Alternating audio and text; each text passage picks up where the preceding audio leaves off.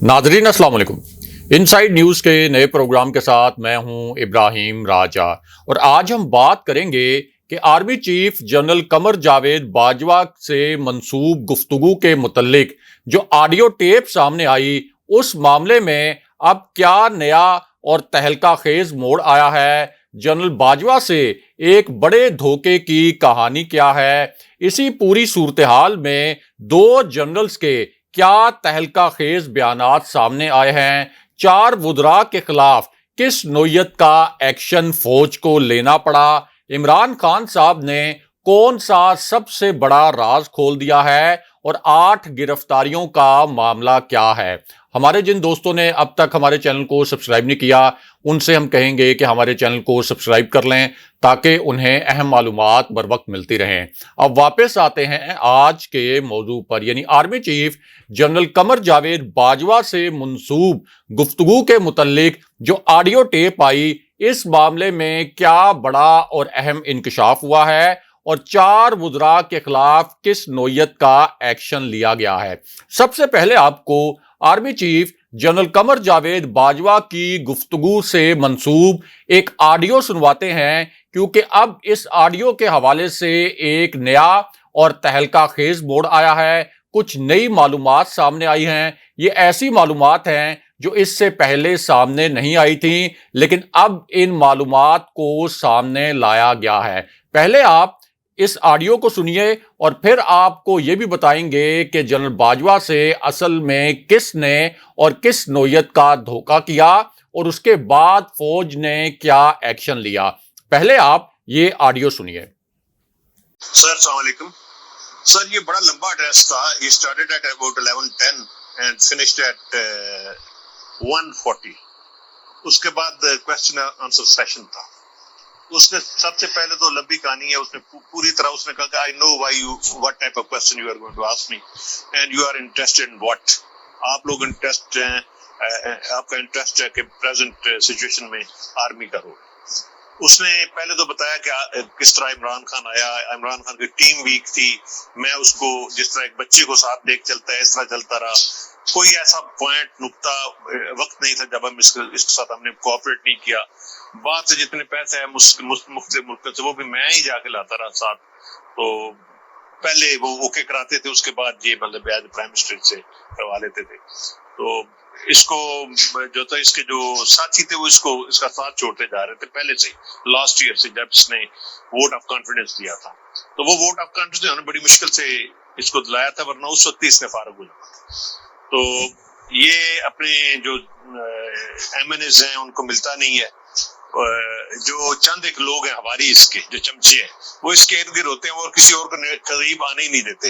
ये उन्हीं की सुनता है ज्यादा। इस तरह पंजाब गवर्नमेंट में इसने जो गुज़दार को रखा हुआ था उसकी बहुत ज्यादा शिकायतें थी। मैंने भी इसको बताया कि ये तुम जो है ना अपने 22 साल की मेहनत जो है इसमें जाया ना करो, सारा कुछ जाया हो जाएगा, इसको चेंज कर दो। उस पे एग्री भी हो गया। उसने कहा मेरे साथ कहा चलो अलीम खान को चीफ मिनिस्टर बना देते हैं।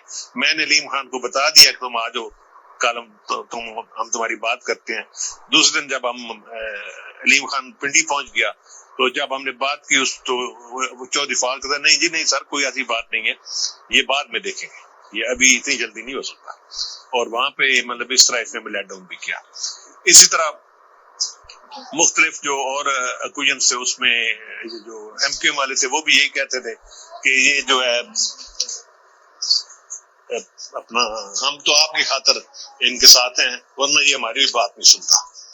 तो इसी तरह ये अपनी पोजीशन खराब करता चला गया और हालात इसके खराब होना शुरू हो गए। इस तरह जो बाद में रशिया वाला मामला आ गया उसमें अगरचे हमसे पूछ के गया था, लेकिन बाद में इसने जो पॉलिसी बनाई जो एंटी स्टेट अमेरिका के खिलाफ इसने नारेबाजी शुरू कर दी, बोलना शुरू कर दिया। तो मैंने इसको समझाया यार हमने उनसे पैसे लेने होते हैं, काफी सारे काम चलाने होते हैं, तो तुम जो करना है जो मर्जी करो लेकिन बोलो मत, शोर मत करो, उनको सामने चैलेंज मत करो। तो जो तुमने करना है अपनी मर्जी करो, there is no problem in that, लेकिन इस तरह की बात ना करो कि वो बिल्कुल तुम्हारे खिलाफ हो जाए। तो उस पे भी कुछ थोड़ा बहुत प्रॉब्लम आ गया। फिर जनरल फैज हमीद को जब प्रमोट करना था तो मैंने उसको कहा भाई इसको मैंने आगे रखना है चीफ के लिए भी एज ऑप्शन, तो उसके लिए जरूरी है कि एसीआर ले। Corps commander as a corps commander, تو میں اس کو ادھر پوسٹ کرنا چاہتا ہوں. تو اس نے یہ کیا کہ اس نے کہا کہ مجھے 6 مہینے کا ٹائم دے دیں. 6 مہینے گزر گئے. اس کے بعد پھر میں اس کے پاس کیا کہ بھائی اس کو میں ابھی پوسٹ آؤٹ کرنے لگا ہوں. تو اس نے کہا نہیں ابھی رہنے دیں، یہ ٹھیک نہیں ہے، تو تھوڑا سا اور ٹائم دیں ہمیں، چلنے دیں اس کو. تو تھوڑا سا میں بھی ٹینشن میں آیا، یہ بھی ٹینشن میں، میں واپس آ گیا. تو واپس آیا تو شام کو پھر ایم ایس کا فون آ گیا، اس کا میرے ایم ایس کو، کہ وہ پرائم منسٹر صاحب کہہ رہے ہیں کہ آپ اپنی مرضی کریں، اس کو پوسٹ آؤٹ کر دیں. تو پھر میں نے پوسٹنگ کر دی. تو دوسرے دن اس نے بیان دے دیا میرے خلاف. تو اس طرح کر کے نا یہ چیزیں ایسے ڈیولپ ہونے شروع کر دی. جو زیادہ تر یہ ہوتا تھا کہ ہم کچھ بھی نہیں رول بعض کا پلے کرتے تھے تو بدنامی ہماری ہو جاتی ہے. تو میں نے یہ فیصلہ کیا کہ جس کو آپ نیوٹرل کہتے ہیں، اسٹے نیوٹرل، ہم اب کوئی رول ادا نہیں کریں گے، اپنی خود ہی جنگ لڑو.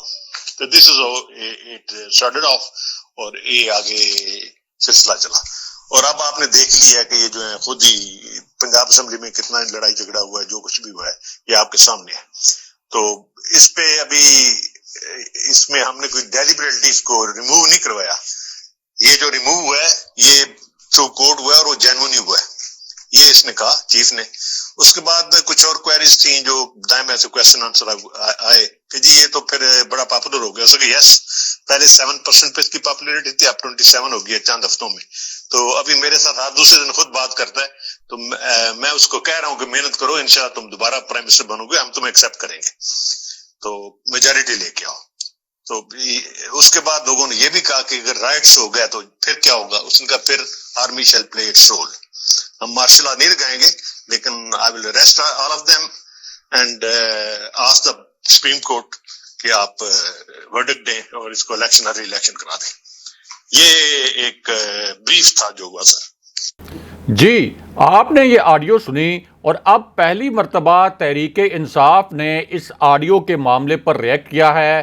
پہلی مرتبہ ایک تہلکہ خیز رد عمل اس آڈیو پر تحریک انصاف کی جانب سے آیا ہے، اور تحریک انصاف نے جنرل باجوہ کی گفتگو سے منسوب اس آڈیو ٹیپ پر ایک بیان بھی جاری کیا ہے. اور اس حوالے سے پہلا جو رد عمل ہے اس میں یہ کہا گیا ہے کہ یہ تاثر کہ عمران خان صاحب نے پنجاب میں اچھا چیف منسٹر نہیں لگایا یا اچھا وزیر اعلیٰ پنجاب نہیں لگایا، اور کے پی میں بھی ان کی کوئی چوائس اچھی نہیں تھی، یہ تاثر سراسر غلط ہے. کیونکہ اصل میں کسی بھی پرائم منسٹر کا یہ آئینی استحقاق ہوتا ہے کہ وہ وزرائے اعلیٰ کا انتخاب کرے. پنجاب میں بھی گورننس کا کوئی ایشو نہیں تھا، اسی طرح کے پی میں بھی گورننس کا کسی قسم کا کوئی ایشو نہیں تھا.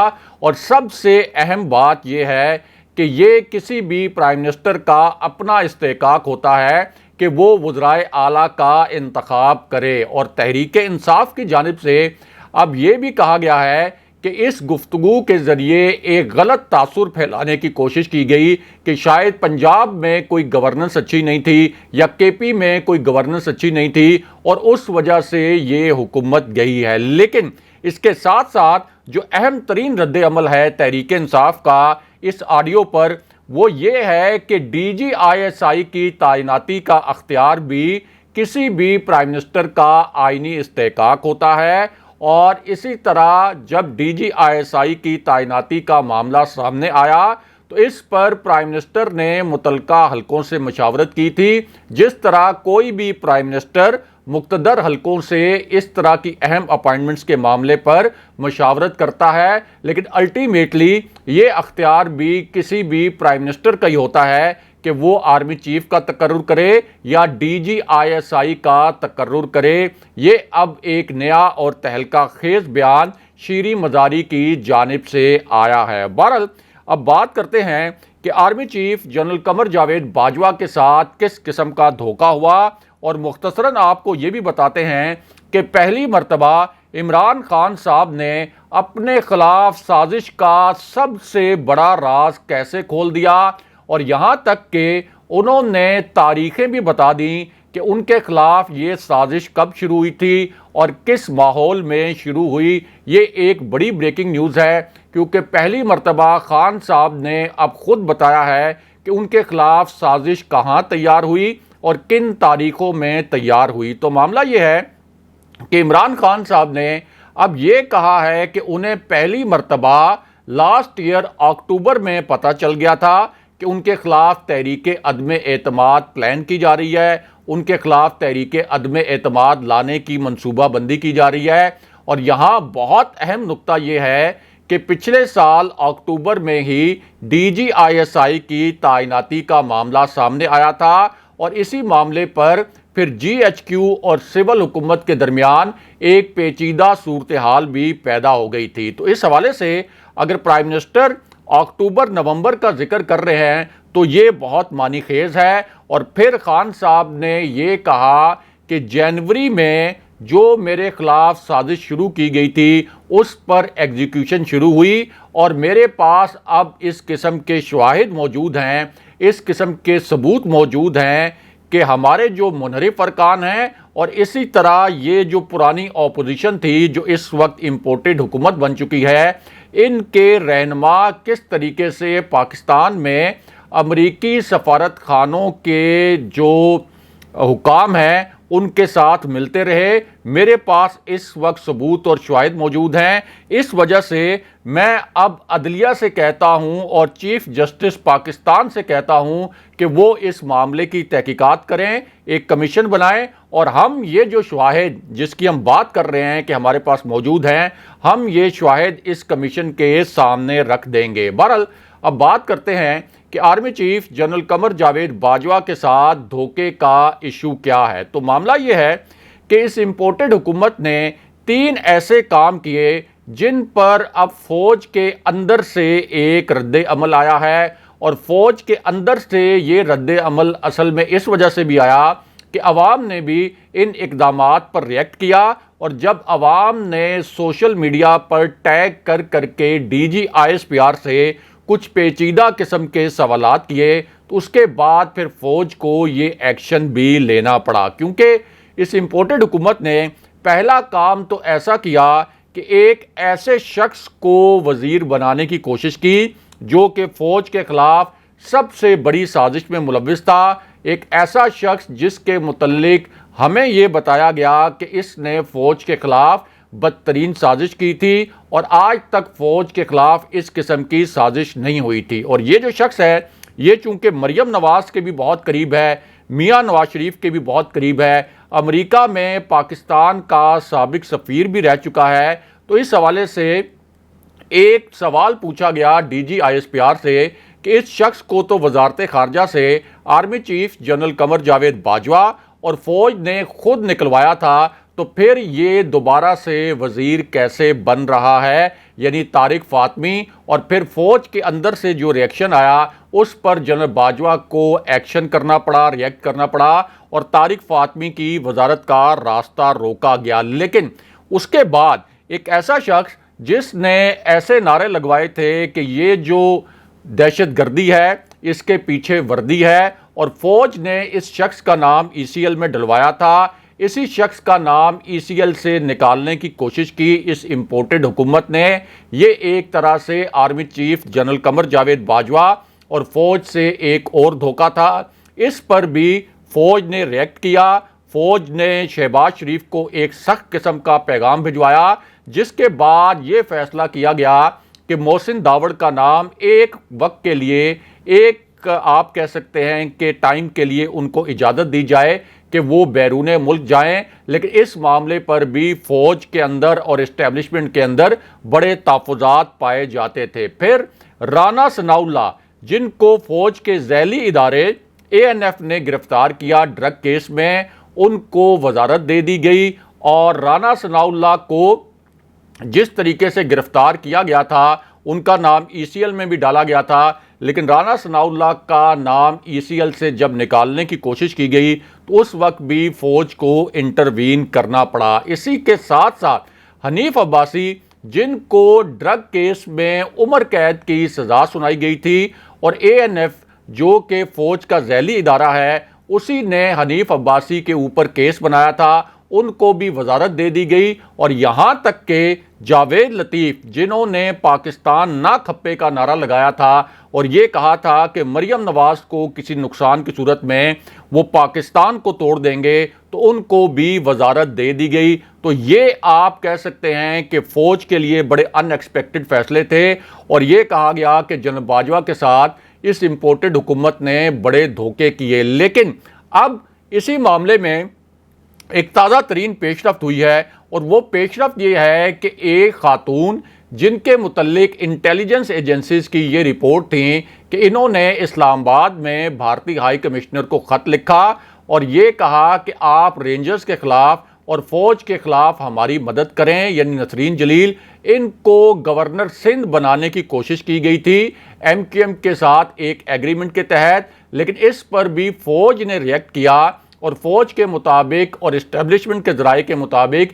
یہ جو خاتون ہیں نسرین جلیل، یہ تو اینٹی اسٹیٹ سرگرمیوں میں ملوث تھیں، لیکن پہلی مرتبہ تو ان کا نام ڈراپ کیا گیا کیونکہ فوج کی جانب سے تحفظات سامنے آئے تھے، لیکن اب ایم کیو ایم کے ذرائع یہ کہہ رہے ہیں کہ نسرین جلیل کا نام دوبارہ سے گورنر سندھ کے لیے شہباز شریف کی حکومت کو بھیج دیا گیا ہے۔ شہباز شریف کی حکومت پر دباؤ بھی ہے کہ وہ نسرین جلیل کو ہی گورنر سندھ بنائیں، اور یہ army chief general Qamar Javed Bajwa کے ساتھ آپ کہہ سکتے ہیں کہ ایک اور بہت بڑا دھوکہ ہوگا، اور اس پر بھی ایک سخت رد عمل عوام کی جانب سے اور اسٹیبلشمنٹ کے اندر سے آنے کی توقع ہے۔ دوسری جانب اطلاعات یہ ہیں کہ سوشل میڈیا صارفین کے اوپر جو ایف آئی اے نے کریک ڈاؤن کیا تھا، اس حوالے سے اطلاعات آ رہی ہیں کہ 8 کے قریب لوگوں کو گرفتار کیا گیا ہے۔ اگلے پروگرام تک کے لیے خدا حافظ۔